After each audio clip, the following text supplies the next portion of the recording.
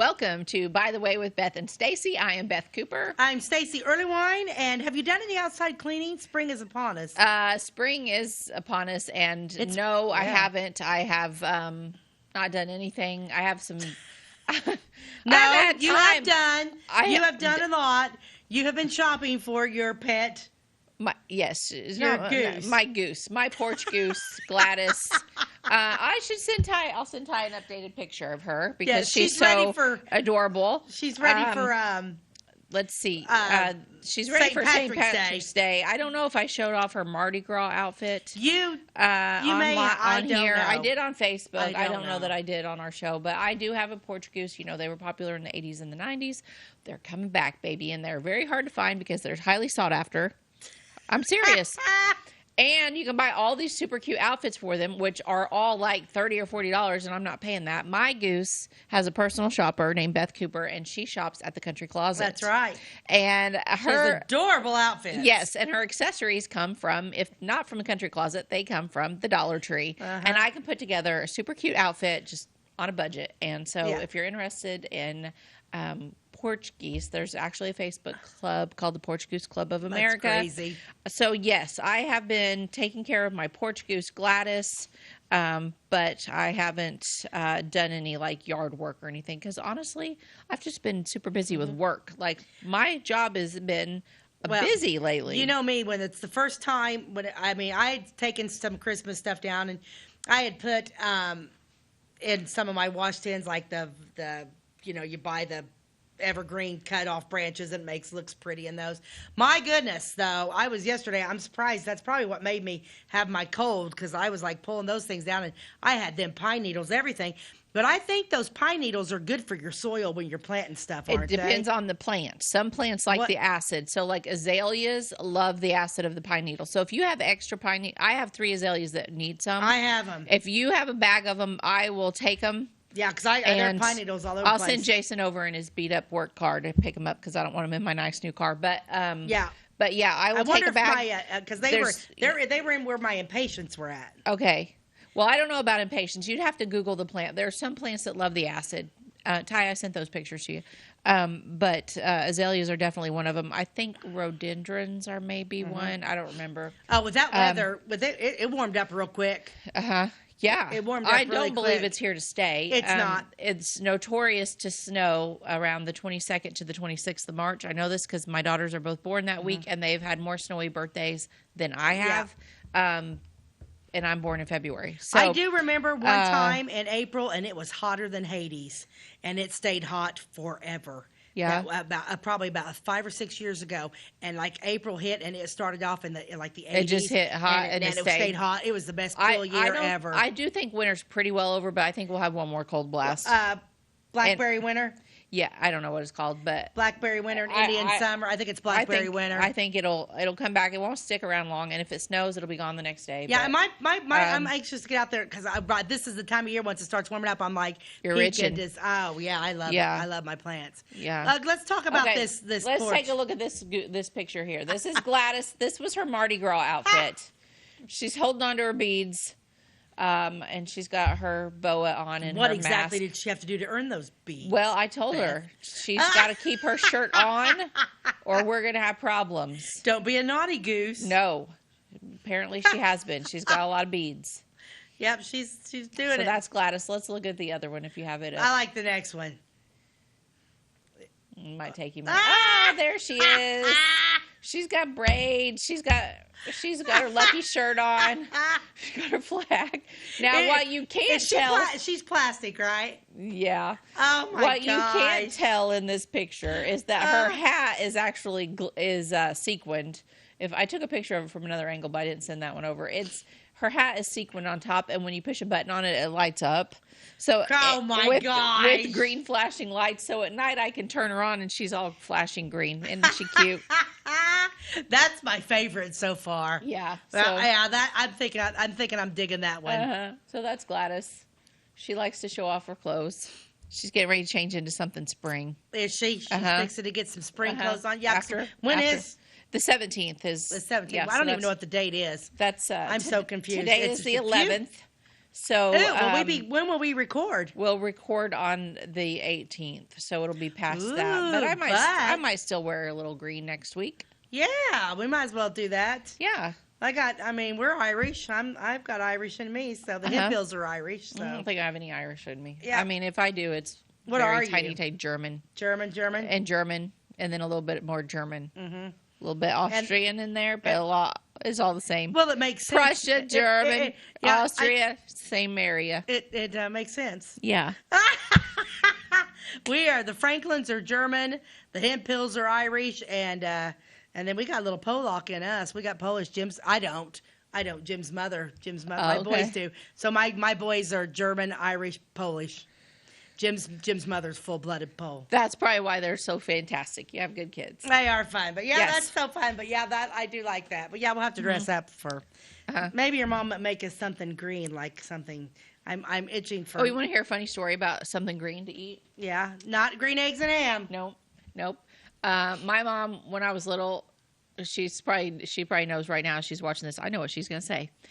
She used to make homemade chicken and dumplings, and it was like my grandma Rose's recipe, and they were delicious, and these yummy homemade chicken and dumplings, and they took like a long time to make. She'd been working on them. She had this great big pot on the stove full of all these dumplings, and I can't remember if I had a friend over that night for supper, or if my brother had a friend over. I think it was me. I think I had a friend over that was staying for supper that night. And my brother was just a typical boy prankster, funny guy. And for whatever reason, he went through the kitchen. He took out, and my mom's a baker, so she always had food coloring. So he took the green food coloring and dumped like, I don't know how many drops of it into the chicken and dumplings. Oh my gosh! And so, of course, it tasted fine because you can't taste that stuff. But I bet she about died. Oh, she did. She was about to die of embarrassment. And honestly, if it would have just been the four of us, me, my mom, dad, and my brother, and myself, it wouldn't have mattered. Right. Like we would have just laughed like, green chicken and dumplings. Good job, but Mom. she was embarrassed because there was a friend over, and so she had to. She made up. I don't even know. You'd have to ask her what she said, but it was something like, we're celebrating St. Patrick's Day or something a little early or something. I don't know what she said exactly. I don't remember, but I know she was like super embarrassed, and the rest of us thought it was pretty funny. I can see that. Yeah. I don't think I've ever eaten anything green. Vegetables. Well, besides, I meant like fun. Anything fun. Iced cookies, maybe. Yeah. That were green. Yeah. Probably.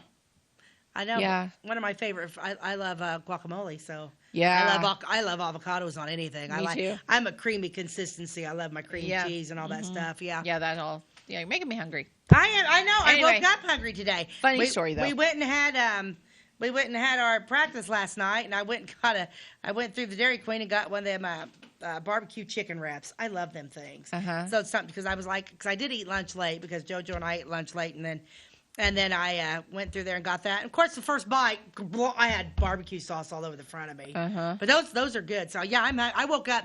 I actually went to bed last night, and my stomach was growling. Yeah. And I woke up this morning, and I was hungry. Yeah. So, but we usually go out and eat when we're done recording that. Yes, so we're making ourselves hungry. As soon as we're done recording this, we are going to eat. And I picked out an ad that's stupid too. Okay. I picked out an ad, and so I must have. But I hope Ty fixed it. We'll go ahead and show this ad too. Yeah, I picked out a chocolate ad. Well, I'm trying to fix it. He's trying to fix it. Well, I don't know why it was all weird because I took the same picture when I took the other one. I don't know why it's got to be so wompy, but anyway. We'll get to that in a minute. But yeah, so back to my, so I did get out and was picking up sticks, and I picked up those things. And I went, when we were at where did we go? Wolf Creek Lodge. We did some shopping at Home Goods. So I got some new stuff for my man. I love something that makes me happy, and you're going to think I'm nuts. I love buying new outdoor rugs. Yeah. Outdoor rugs make me happy. Outdoor rugs can make me happy too. Are you talking a great big like area rug like for your whole back porch, or are you talking like a small like a welcome mat kind of thing? I got like a big, but I got some bigger ones too. I love them. Did they have a lot to choose from there? No. Oh. No, they did not. Because I haven't found any that I like for this upcoming spring. And I know it's still a little early. Cole's had some rugs in I looked at over the weekend, but they've got some lots cute rugs. I like lots of color. Yeah. But I've got to figure out what we're doing because we're going to put that new that thing on my back porch so we don't slip and fall. what is it that you just put down? Somebody paints stuff down, and I don't know. What Like it the is. It's supposed to be so where epoxy. Yeah, so we don't fall because Yeah. that back porch gets slick. So I told Jim, I said I don't care what it costs. That's getting done this year because I almost bust my rear end on my back porch if you're even a tiny bit wet. Oh yeah. There's one section of that back porch. I know. I have to like tiptoe across it or I'll Well, fall. you're not gonna have to this year because All I'm right, putting it hot on dog. there. But anyway, so I bought those outdoor rugs. But yeah, Home Goods was packed full of stuff, and everybody. Of course, we were up in Gurney, Illinois, and everybody and their dog was shopping. Oh really? Yeah, and I don't like to shop when there's a lot of people because it was I think it Yeah. was a Saturday. Everybody Yeah. and their dog was out, so I'm like, Yeah. okay. And it was nice out. They shouldn't have been shopping. They need to go to the park. Yeah. Okay, he has the ad. Let's see what we got. Okay, here. let me see. I picked up chocolates. Oh, nice. Yes. Look at those. Okay, so I got to ask a question. This is Kraft. Can you read that? Almond clusters. Read what some of them are Kraft here. chocolate covered almond clusters is Yeah. what it says at the bottom in that 16 red box. 16 new Kraft chocolates. Chocolates like you buy in candy shops. Okay, read them all to us, and then I'll pick which one I would go for first. Abby can pick her favorite, and Ty Yeah. can pick one too. Let's see. Okay, if so we're all at the same. top we've I bet got we're not. caramels and coconut caramels, Okay. peanut clusters, almond clusters, and cashew clusters. Uh-huh. Chocolate marshmallows. Yum. And then we've got bridge mix, which I'm not sure what bridge mix is. That's that's like peanuts and different things that are chocolate covered. Oh, gosh. Peanut brittle and almond toffee. Okay. Oh, boy. And then you've got almond peanuts and Brazil nuts. Then you've got caramelettes, which those looks like baby milk duds. Uh-huh. And then raisins and chocolate covered peanuts. What's down the on bottom. one in the middle on the far right with the white center? That is almond peanuts. That's almond, chocolate Oh, it's covered an almonds. almond. Okay, I couldn't tell. Yeah. Okay. Okay. So which one would be your first pick? Me? Yep, you got all of them right in front of you. You're gonna go mine's grab the- one, and you're gonna get the. I'm going to get the caramelettes, the chocolate covered caramels that are going to be hard caramel on the bottom left. Okay. Okay, that's my Abby, pick. which one? Abby says the peanut cluster is what she's going after. Ty, which one would be your pick? Just the plain caramel. The plain caramel in the top left? Yeah. Okay. Not me. I would go after probably the raisins in the bottom right. Oh, so would Jim. Yuck. Yep. You're a raisinette person? You betcha. That's my favorite candy in the whole world. Is it? But the problem is I can't really eat it anymore. It really bothers my stomach. Really? That's a shame. I know, because I love them. Well, I'm a weird. Okay, so here's my thing, and I'm gonna. This is weird that I'm gonna take a commercial break, but I gotta tell you this story. If I'm driving, Twizzlers. I have to have Twizzlers. Me too. It's like a Okay. road trip must have. If I'm in the movie theater and I'm eating popcorn, Milk Duds. Okay. Okay. The other thing, the other one that I have to do, if I'm traveling but not driving, big honkin' Tootsie Rolls and banana Laffy Taffy. Yeah. Not the little ones that take out. I don't like stuff you have to do. I'm like a Cracker Barrel Big O, but only if I'm not driving. Yeah. But if I'm driving, I have to have Twizzlers. I do. Okay. Twizzlers, Milk Duds. Those are my Twizzlers, Milk Duds, banana Laffy Taffy, and big honkin' Tootsie Rolls. That all sounds good. All my favorites. I'm definitely with you on the Twizzlers. That's just a must have. When we go anywhere, it's a bag of Twizzlers. Oh, yeah. Oh, Jim and I buy the king size. The first thing we do is I go, my camper will be full of Twizzlers. Yep, you're making me want to go on a road trip. Okay, well, we are. Well, we're going to take a commercial break, and we're going to come back, and I've got 3 or 4 little interesting stories we're going to talk about. And it's just kind of a hodgepodge that we like, so we'll be right back. At your locally owned Napa Auto Parts stores in Flora and Louisville, you can count on experts to have the solutions to keep you running on the road or in the field. More than just your car, the Napa Auto Parts stores in Flora and Louisville carry a large inventory of Napa products for farms, heavy trucks, and just about everything that moves. Experienced associates understand your needs and are ready to help with the perfect part at a great value. That's Napa Know-How at your locally owned Napa Auto Parts stores in Flora and Louisville. Briscoe Surplus Sales on the northeast edge of Flora is your one-stop do-it-all shop. Looking for rugged boots and footwear from great brands like Lacrosse, Rocky, and Carolina? They're there. How about top-notch small engine parts and service? Briscoe Surplus Sales has it. Whether you're wiring your switches or switching your wiring, Briscoe Surplus Sales has the solution and the know-how to help you get the job done right the first time. Briscoe Surplus Sales, your one-stop do-it-all shop. We like technology at Flora Savings Bank. Here's what you can accomplish in our mobile banking app in less than 30 seconds. See account balances in your transactions, set up an account alert, make a transfer between accounts, get an alert text message about your transfer, pay a bill, turn your debit card off and then back on. It all happens in the palm of your hand with our free My Bank to Go app. Search My Bank to Go in the App Store or Google Play and give mobile banking a try. Flora Savings Bank, member FDIC, and equal housing lender. Welcome back to By the Way with Beth and Stacey. I'm Beth Cooper. I'm Stacey Earlywine, and you have an update for us? I have an update. So if you watched our last episode, it was on the history of the IGA in Flora. There was a couple missing little tidbits of information that was missing. And the main one that was missing was, what year did the Southern Garden Shopping Center open in Flora? Because the year that it opened, the very first store to go there was the Flora IGA. They moved from their other location across from Ace Hardware, where Dollar General now sits, to the Southern Garden Shopping Center. Even though their building was really only around 20 years old, they wanted to be the first grocery store in that. That does they make claimed sense. it. Yeah. Okay, so I wasn't able to find out in my research. I contacted a few people and hadn't heard back. Apparently, I should have called Don Thomas or Tony because they know, and I don't know why, you guys, that I get in a hurry and I just don't call. Yeah, Don knows it all. I know. Yeah, So well, Tony. This is Tony. He actually answered my question, so I put it out there on Facebook on the You Are From Flora, Illinois Facebook page. Is an awesome page. Yeah, there so many people on there know what I need to know. And I said, what year did Southern Gardens open? And Tony said it opened in 1977. 77. My guess was 75. You said 82. I said It was right in the 82. middle. Yeah.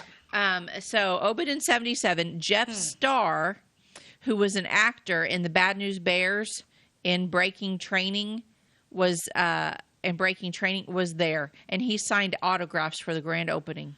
Get out of town. No, Tony knows it. He knows the things. He knows all the things about the things. Well, how fun is that? Yeah. So 1977 is when IGA moved from its first location, actually its second location, 10. but its first supermarket location to the. I was you were 10 years old. So so that makes sense that I knew about the other place.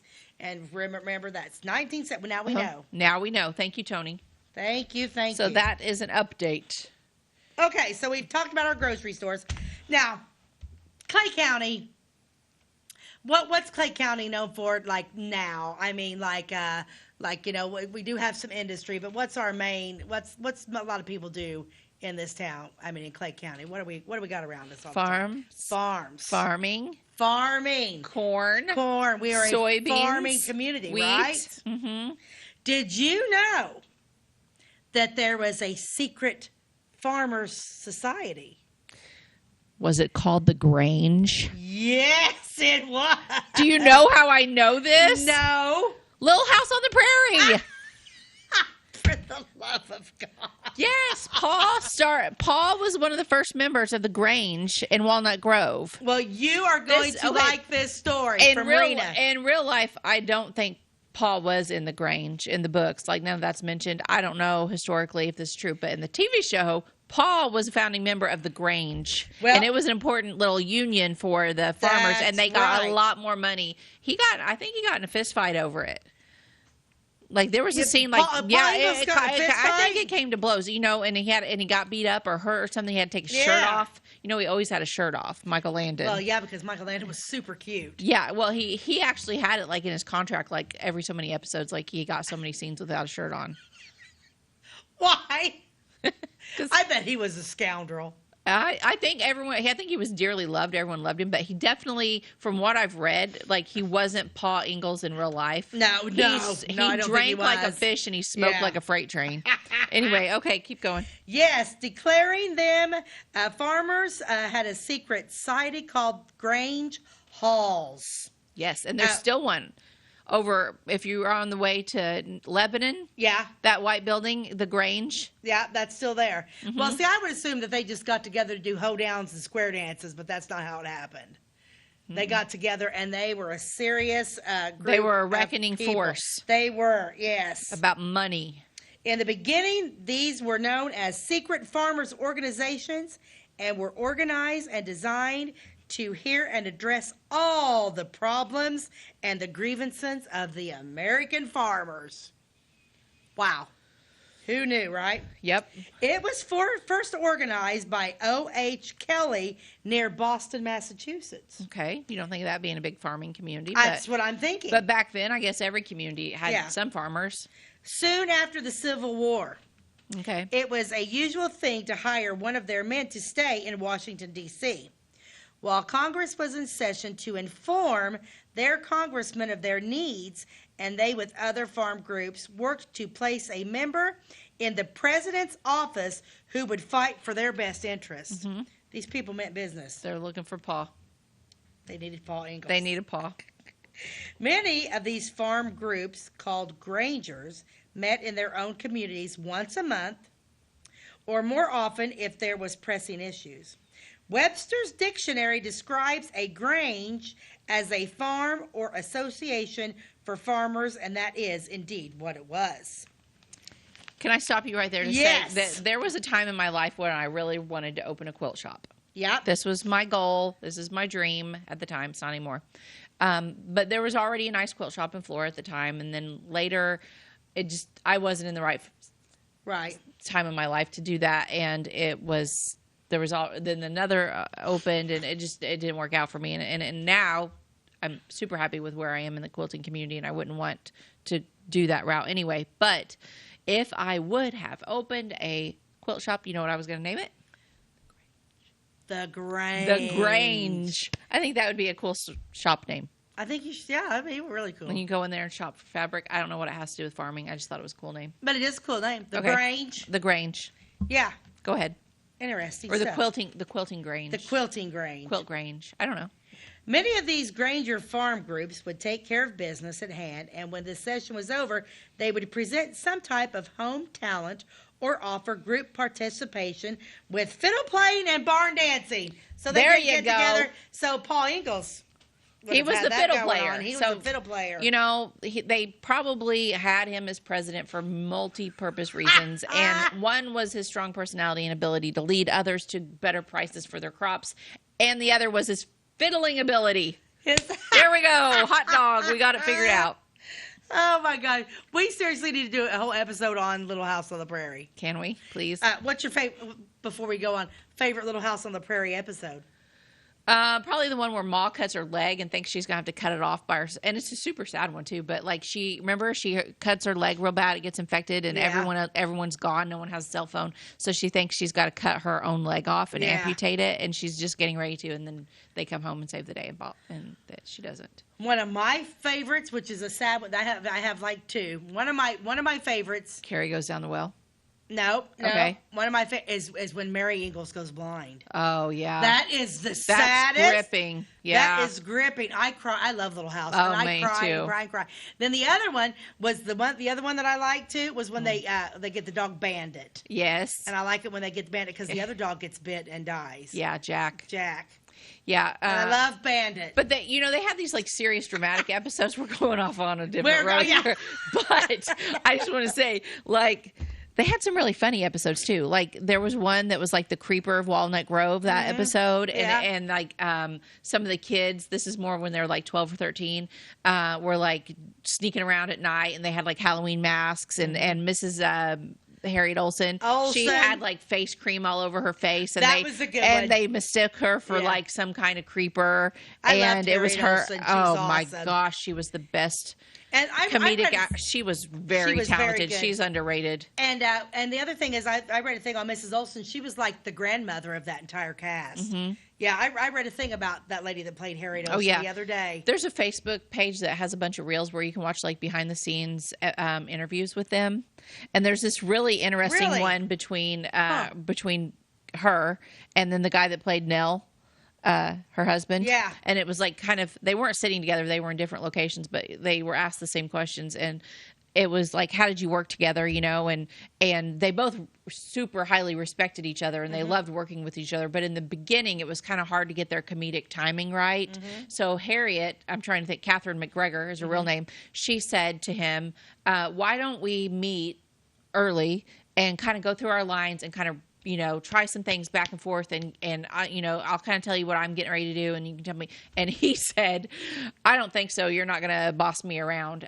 You're not here to direct me. Oh. I will direct myself, and you direct you, and it'll all work out. And they're both strong personalities, but that didn't hurt her feelings, I don't believe. I mean, she laughed about it, and she was like, it was perfect. It was probably better that we didn't practice our lines, really. Right. Because I just went in with who Harriet was, and I just Nailed gave it to him, and he gave it right back, you know, with his nail gig. Yeah. And she said it was just perfect. It just, all of our scenes, any Nell and Harriet scene was like taken in the first shot.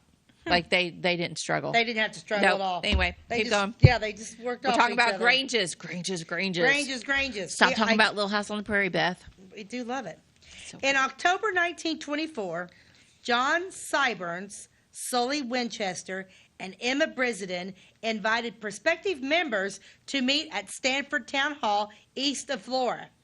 Okay. From this group of farmers, the first Fairview Grange was organized. Fairview, huh? Mm-hmm. Could they see the fair from there? Is that why you think? First Fairview Grange? Well, because The fairgrounds were back there? that's where that's at. Fair Avenue, like where I live, is coming Yeah. off of South Mill, was the entrance to the fair. Right, okay. Keep going. 2 weeks later, the first officers were installed in an official order by a representative from the Grange headquarters. They were Arthur Schweppe, Schwepppe, Schweppy. First Master, O.D. Johnson, Sam Cash, Jake Lillick, Doris Stanford, Nancy Johnson. So there was women too. Yeah, John Stanford, Louis Brisden, Charles Smith, Caroline Stanford, Nell Cheney, Nettie Smith, and Lecta Lillick. Lecta's a neat name. Yeah. Never heard of the Lillick name.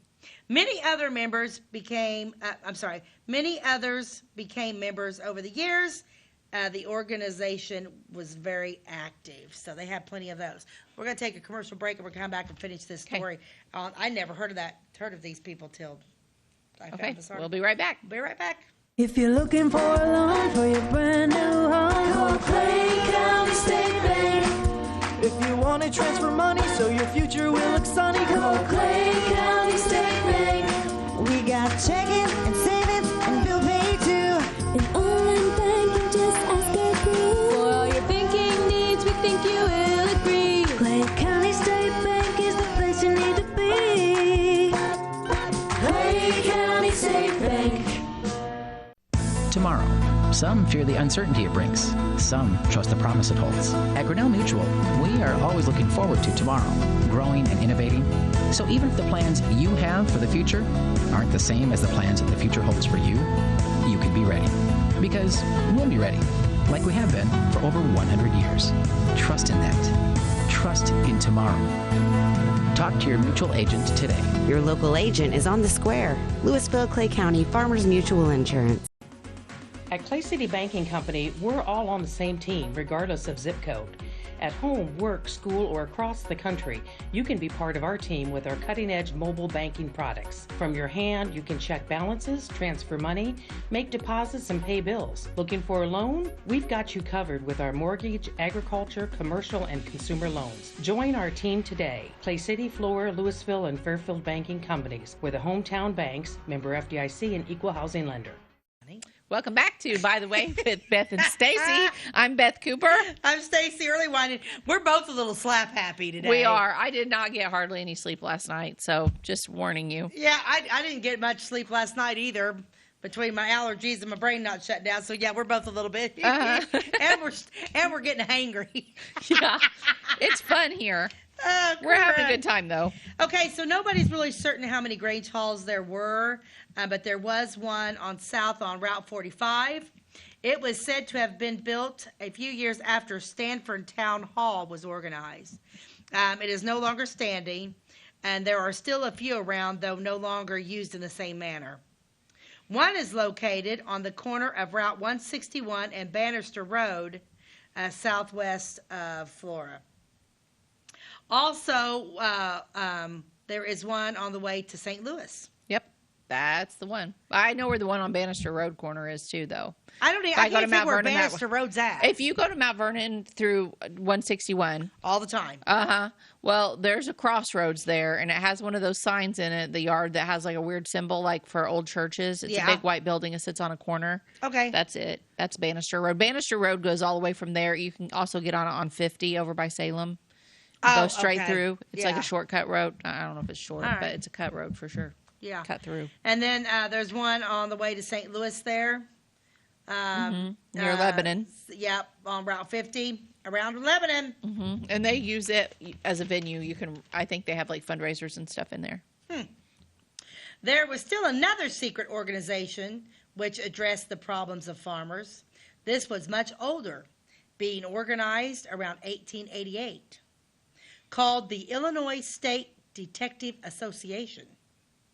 In the beginning, it was mostly for the protection of farmers' livestock from thievery, but later it included most any property owned by members.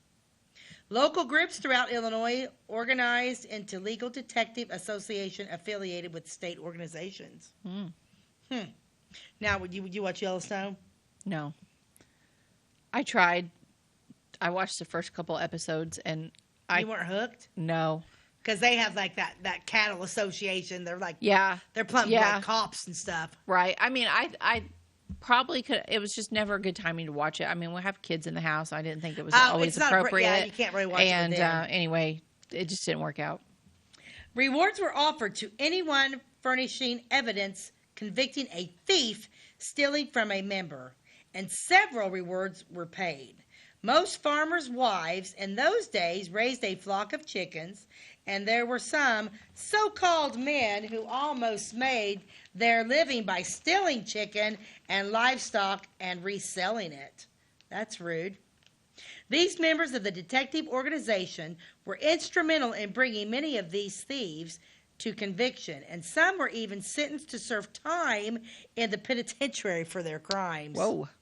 That was serious. Yeah.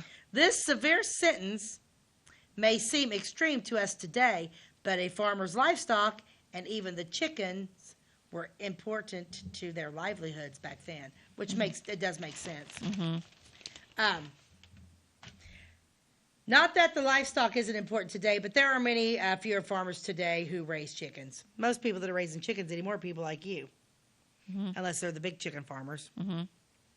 There were many such organizations formed after the Civil War. Some were for protection, and some were simply fraternal and benevolent in nature. One such organization was in the Improved Order of Red Men, a secret order founded on the customs and traditions of the American Indians. This was the first all-American benevolent society and was under the name of Improved Order of Red Men. The branches were called tribes over a large area in the U.S., and at one time they had over 500,000 members who collected and dispersed more than $1 million to the needy each year. One such tribe was organized in Xenia, incorporated in 1883 by Ernest Elliott. Had one of their very ornate badges at one time. And we loved Ernest. We did talk about that badge when we talked about Ernest. Yes. There's Don Thomas actually has one of those. Yeah. And there's an episode on Ernest Elliott you can go back and watch. He was a writer, wasn't he? He wrote history for the paper before way back in the 60s. Yeah. Before Pauline Colburn, before Rena. He was the local historian, and you can find a lot of his articles at the Flora Library. They have a book of them in the local history section. You can't check it out, but you can read it while you're there. That's cool. Yep. And so Ernest has one of the very ornate badges at one time. It was made of silk with gold tassels and 3 gold plaques on which the wording was, We Pennatic Tribe number 358, IMPDORM, Xenia, Illinois. It was 3 by 9 inches. This Xenia tribe has long since faded, and their wigwam is gone. Wigwam. Wigwam. Another secret farmers organization was the Farmers Mutual Beneficial Association. They advocated new and improved methods of farming. Also, fraternal organization. Ernest Elliott wrote that his father was a member in Clay County and told him that you had to be a member to sit at the meeting and had to know the password. One year it was peaches and cream. Credit to Ernest Elliott for much of this information. This was from Rena Lentz, so she got that a lot of this information from Ernest. He would have been a great guy. I think we had an old article from him about it too that we might have talked about at some point. Peaches and cream. Peaches and cream. Yep. Huh. Interesting. It is interesting. Mm-hmm. Yeah. I'm way off on my time. I'm not even sure what's happening here. Okay. I'm gonna go ahead and start another story here. Okay. And I'm going to talk a little bit about. I'm gonna save that one for next week. Small town banks. Yeah, we have 10 minutes till the next break. Okay. Okay, perfect. Because I'm not paying attention. I'm not paying much attention. So small town banks, and we have one break and then one more episode, right? One more section.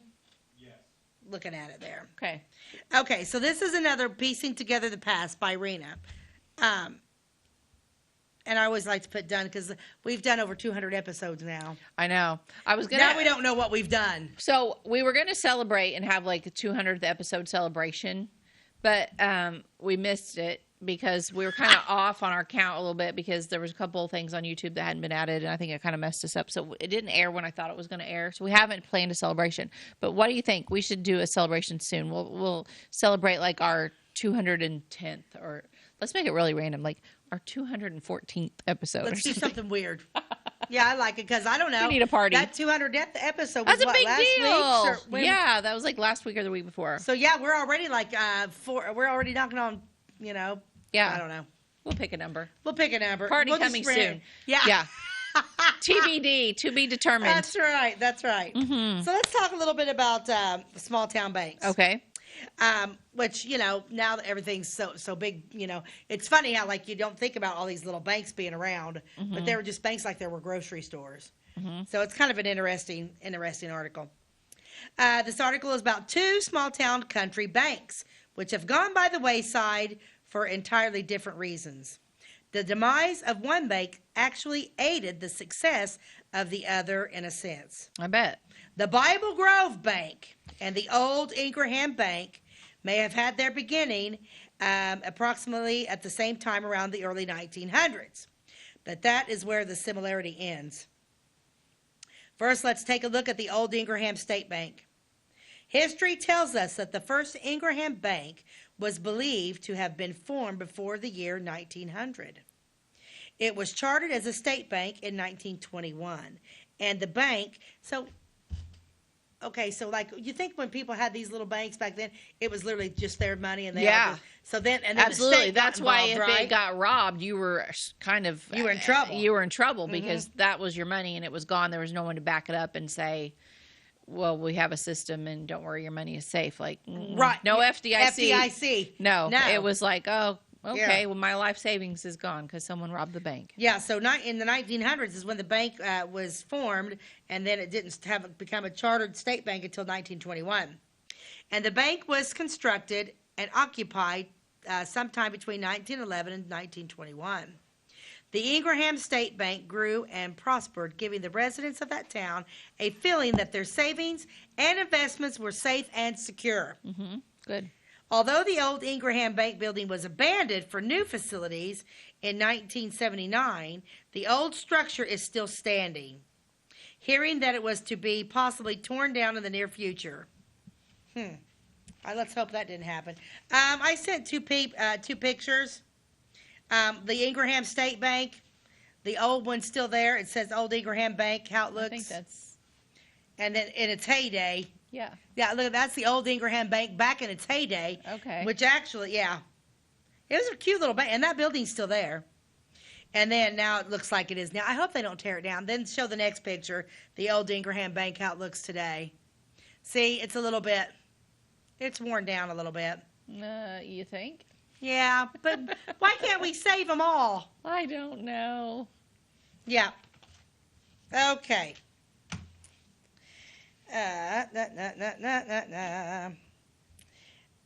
Well, the bank has been sitting empty for 30 years, and so it looks pretty bad.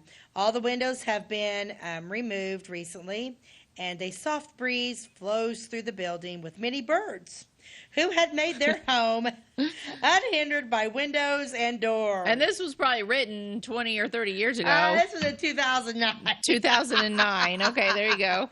Yeah. So 16 years ago. Yeah. Time and the elements had taken their toll on the once proud structure, and one felt a twinge of sadness for a once thriving business which had outgrown its usefulness and had been cast aside for larger and more modern accommodations across the street. In the back wall, one could not miss the old concrete walk-in vault, which read Bank of Ingraham at its top. In the opposite corner was another left-behind remnant of the once lively bank, a huge iron safe that had, no doubt, held many important documents, bonds, and perhaps cash, was now resting idly by, having given way to more modern safety devices. I remember, which one of those banks was robbed? You remember when that bank was? Bible Grove, the I Asher remember Cox Ingraham thing. got robbed too one time. Yeah, is that the one that got robbed and then the sheriff was Cogswell and he I chased think him so, or yeah, something? Yeah. Trying to remember that That story. was Ingraham, wasn't it? That wasn't Bible Grove, was it? I can't remember. I honestly, I don't. I think it was Ingraham, but it's been a hot minute since we been a did minute. that story.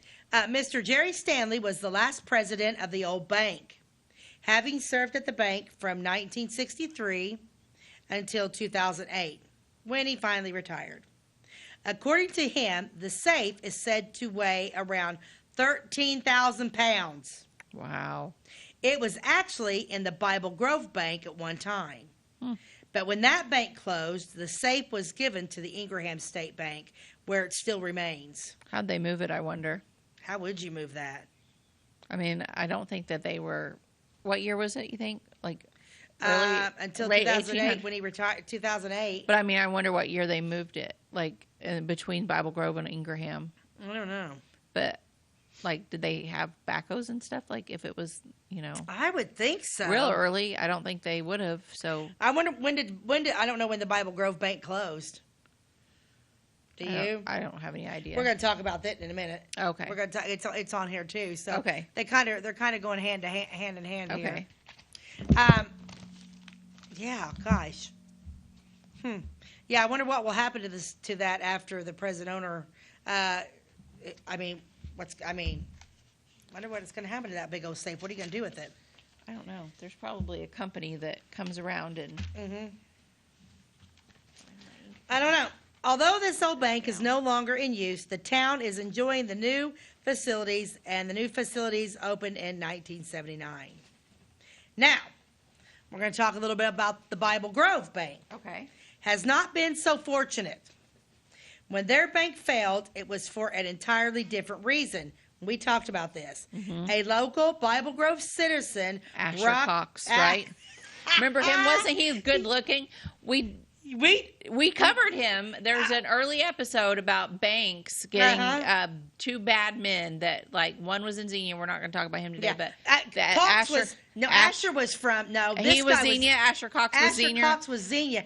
And remember how he took off and left his wife back here? Yes. Okay. The one in Bible This Grove, one's he was not called the cute. guy that. Yeah, he was real mean looking, and it was called the guy that killed Bible Grove. Killed Bible Grove. Yes. Yeah. Man, all these things just come back to us. The Bible Grove Bank has not been so fortunate. When their bank failed, it was for an entirely different reason.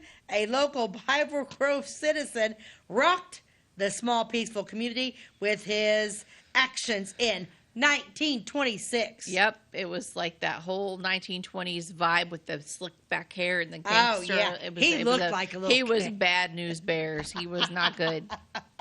Richard Falley, a bank cashier, was well thought of and the son of Dr. R.L. Falley of Bible Grove.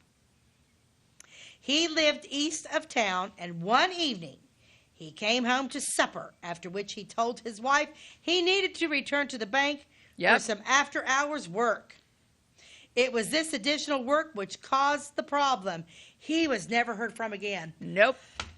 Dropped off the face of the earth along with all the money.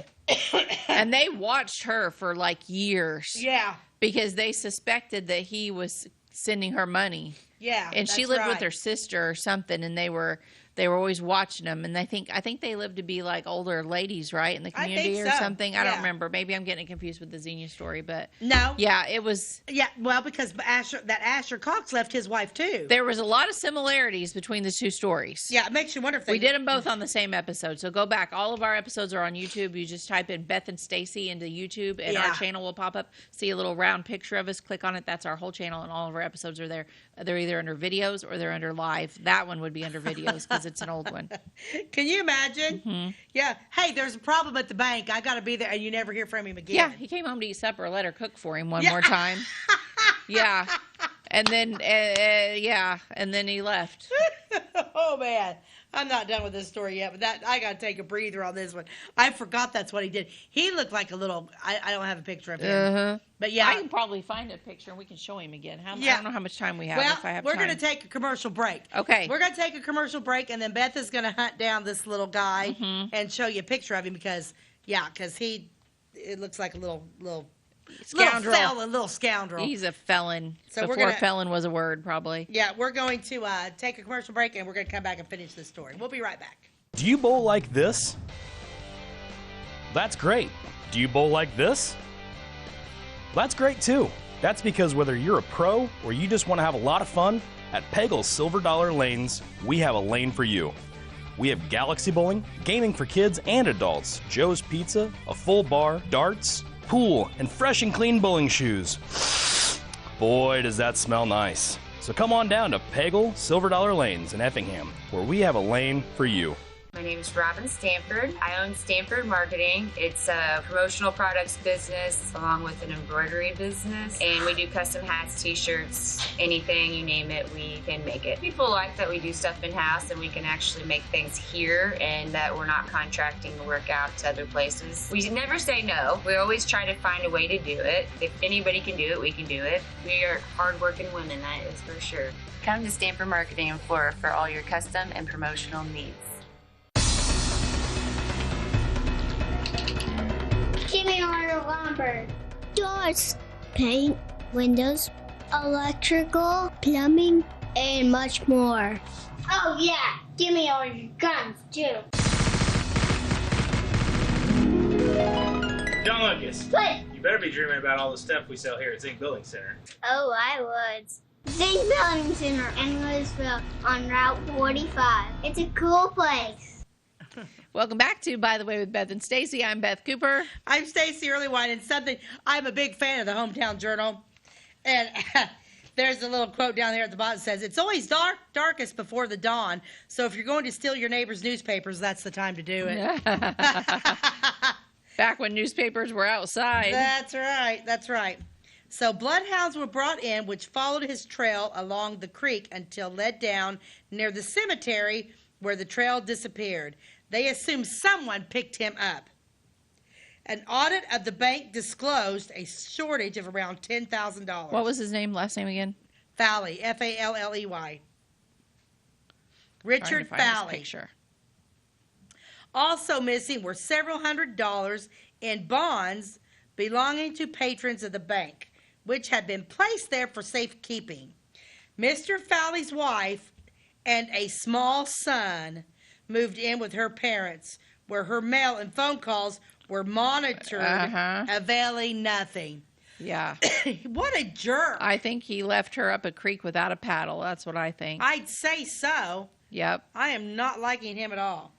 In March 1926, indictments were issued against Richard Fowley for forgery, personal use of government bonds, and fraudulently and feloniously converting monies as well as notes, bills, bonds, and other property to his private use.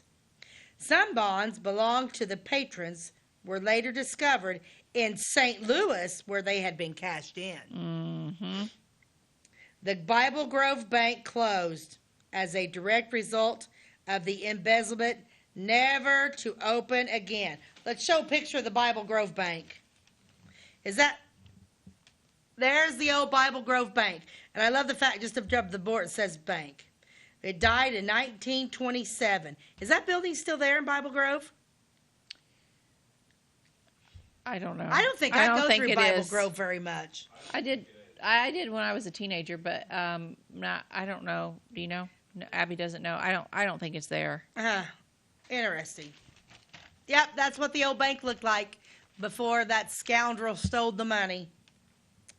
La la la la la la la la. Some of the directors of the bank did attempt to make good to the patrons by selling a portion of their property and other means to raise money lost by them. That's nice. One director, Ed Sunderman, was said to have claimed bankruptcy as a result of the bank's loss. Isn't that sad? Yes. Mr. Richard Fowley was never apprehended, and no one was held accountable for the missing monies and other valuable documents. Some have always wondered if he acted alone or had an accomplice, but the mystery was never solved. In any event, it caused the death of the profitable bank at Bible Grove. Two different banks and two different stories. One bank, the Ingraham Bank, living on in new facilities, and the other, the Bible Grove Bank, dying never to rise again. That's probably because the Ingraham Bank ended up becoming a state bank, and the Bible Grove Bank was still a. So back, basically, those people, the board of directors, actually, some of them even went bankrupt, trying to sell their own property and things to give back. Boy, you wouldn't hear that today, would you? No. Mm-mm. They did that so they could kind of like give the other people their money back. Did you ever find him? I'm looking at Find a Grave right now. Richard, was that his first name? Yeah, Richard Fowley. Yeah. But we don't know. He was never caught. So where was he been buried at? What year did he do that? In the 20s? Yeah, 1926. Apparently, he was caught at some point. If this is him, he was born on December 29th, 1959 in Effingham County. And then he died at age 95 in 1955, and he's buried at Bible Grove at Old Union Cemetery. You think it's the same one? By his dad was the doctor, right? Yes. His dad was Dr. R.L. Fowley. His dad was Dr. R.L. Fowley? Uh-huh. Yeah. No, okay, this guy's dad was Dr. Charles Frederick Fowley. Yeah, Dr. R.L. Fowley. Because so would his dad have died? Some of the dates here don't match up. Yeah. His dad died in 1935. That was R.L. Fowley. This was also there's two of them. This is him. He was also R.L. Fowley. And yes, he ended up being married again to Isabel. If I'm pretty sure this is him. Did he come back to Bible Grove? Because it said in this article he was never apprehended and nobody was ever held accountable for this money. Surely not. And then he went on to have two kids, Francis and Madge. Oh, it's got to be a different one, don't you think? I don't know, because his dad is the doctor. Huh. Let's see about the photos. Huh. Well, because if a picture comes up, he's that real creepy looking fella. Yeah, I know what he looks like. I would, if I saw him on the street, I'd be like, "You're the guy that killed Bible Grove." And how rude of you to do that. So let me find that was the Find a Grave website. I do better on the app, so let me go there. We might get to the bottom of this before the show ends. I'm going to go ahead and read it back you then keep by going. Sailor Springs then. And we'll just go ahead and keep reading a little bit here, because these are my favorite. Back then, the resort era at the spring grounds was always filled with days of happiness, simple yet elegant, ladies enjoying the scenery and especially flowing springs under the gazebos. Ladies and young girls dressed in dresses adorned with lacy trim, all kinds of lace, much of it heirloom. Lace cut off old dresses of their grandmas and aunts and saved for the families of the future generations. Bits of lace were used for graduations, weddings, new baby christenings, and Sunday school clothes. Wanting to look their very best, the old crisp lace really made their outfits special. White as snow as the lace, some were a rich cream color. As ladies planned their days at the resort, lace was really a part of it. Quiet romantic boat rides on Sunflower Lake. Afternoon tea on the spring grounds, or a stroll on the resort grounds meant ladies with lace. Gazebos and lace were so Victorian. The wonderful gazebos were perfectly placed to sit quietly and listen to the soothing waters flow. Meditating and relaxing in spring and summer, sitting on the big benches under the gazebos where the concrete underfoot would be so cool. Sipping the mineral water was so refreshing, feeling that it would do one a lot of good and heal the body. It was a bit of paradise for all who came to the resort. Romance under the gas spring gazebo and the other gazebos. Secrecy in the flourishing gardens filled with lovely flowers. Very sublime days on the spring ground. Ceremonies of living life to its richest and fullest during those most wonderful days. Magic on the famous acres. One had to come see for themselves, and as word spread near and far, people came to see and bask in the beauty. Everyone telling someone else they must go there. Take their holiday at the resort in Sailor Springs, Illinois. It would be worth the train trip. Taking a 5-mile ride in a hack and arriving at the Woodlawn Hotel or later the Glendale Hotel.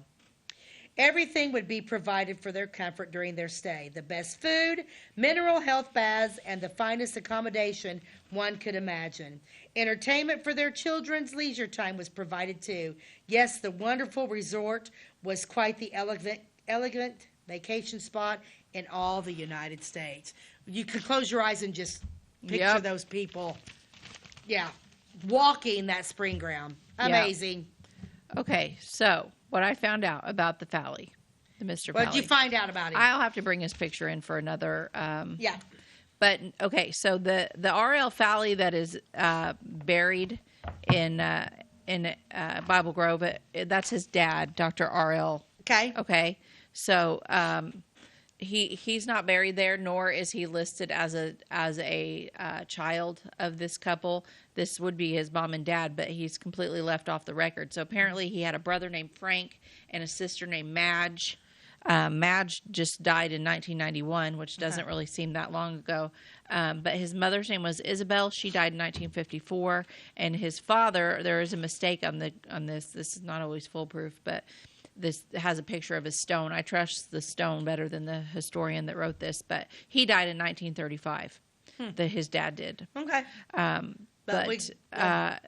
But yeah, this is his whole Fally family. All They're right. all listed except for him. Except for him. He disappeared. Boom, he disappeared and never was apprehended. Nope. Okay, we're Probably gonna changed his name and. Oh yeah, we're gonna fit with. We gotta go. Here's your sign. As I was laying on the beach in Hawaii, I heard a man a couple of yards away say to his wife, "You know, for all the tourists here, you don't see a lot of out-of-state license plates." I didn't have to say anything. I just handed him a stupid sign. All the tourists. Funny. That's it. We're running behind now.